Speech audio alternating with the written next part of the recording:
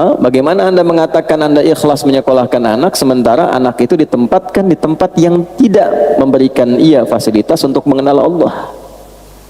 Itu akan dihisab. Jadi jangan salahkan anak, kalau sudah dewasa dia juga kebingungan.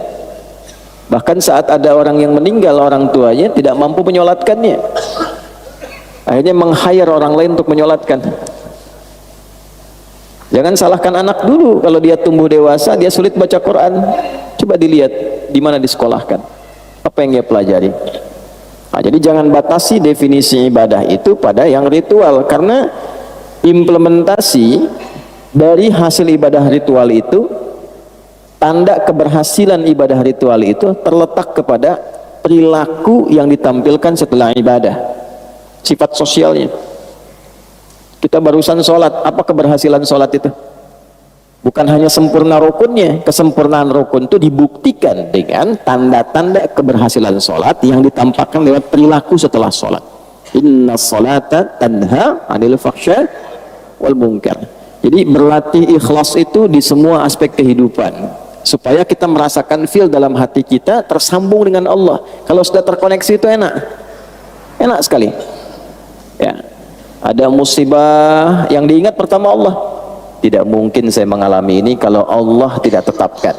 Pasti ada hikmahnya, pasti selesai. Inna ma'al usri yusra, la yukallifullahu nafsan illa wus'aha. Kalau dapat jabatan pun begitu rasanya. Oh, ini Allah mengizinkan saya dapat promosi, apa yang diinginkan oleh Allah di sini? Belajar. Nah, itu sudah mukhlas, tinggal dijaga.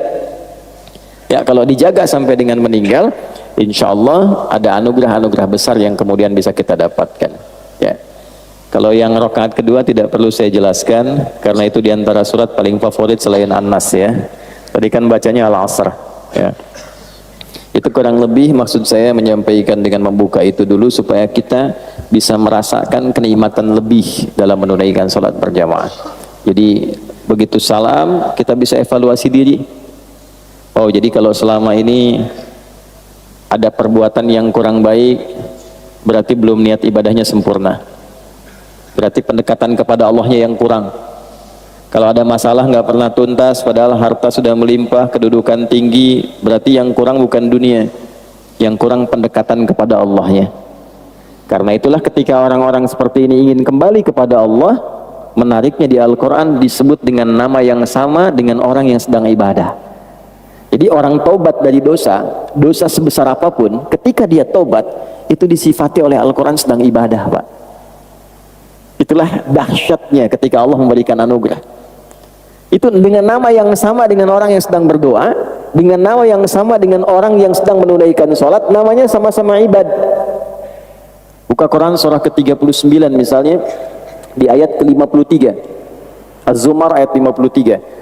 Qul ya ibadiyalladzina asrafu ala anfusihim la taqnatu min rahmatillah innallaha yaghfirudz dzunuba jami'a. Muhammad sallallahu alaihi wasallam katakan dan viralkan pada seluruh hamba-hambaku yang merasa telah berlumur dosa pada dirinya, yang merasa telah berbuat banyak maksiat dan dosa, bahkan seakan menyimpulkan ini rasanya sulit mendapat rahmat Allah, kayaknya nggak mungkin ke surga, maka turun ayat ini dengan mengatakan la taqnatu min rahmatillah. Jangan engkau menyimpulkan demikian, jangan berputus asa dengan rahmat Allah. Innallaha, tegaskan pada hatimu, pada dirimu yang paling dalam, jangan pernah ragu.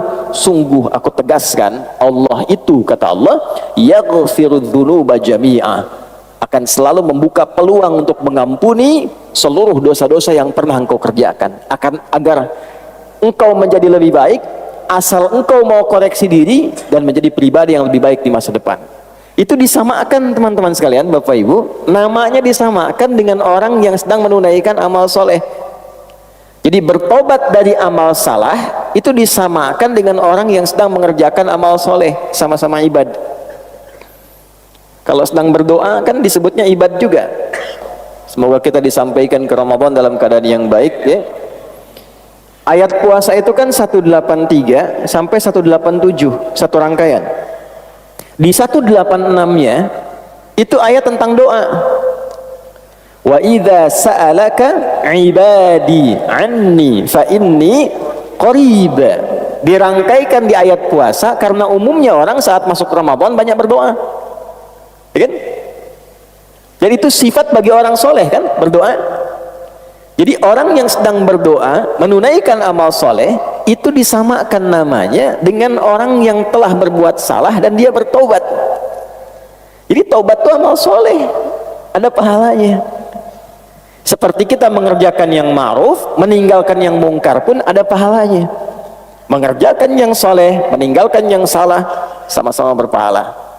Nah itu kesimpulan yang kita dapatkan dalam kesempatan subuh ini. Jadi berbahagialah kalau saya, Anda, kita pernah berbuat salah dan mendengar ayat itu kemudian bertobat. Bukan hanya tobatnya yang berpotensi diterima, tapi pahala juga dituliskan. Betapa sayangnya Allah kepada kita. Jadi kalau sudah dengan tawaran itu belum mampu untuk bertobat, dengan cara apa lagi kemudian mesti difasilitasi?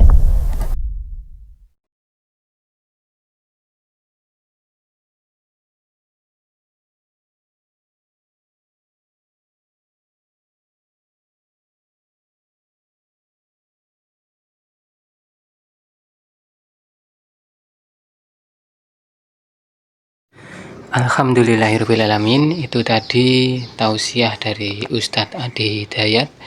Semoga apa yang sudah kita dengarkan tadi bermanfaat untuk diri kita, bahwa sesungguhnya Allah Ta'ala Maha Pemberi karunia yang sangat luas kepada hambanya yang mau bertobat, mau menjalankan perintah-perintahnya.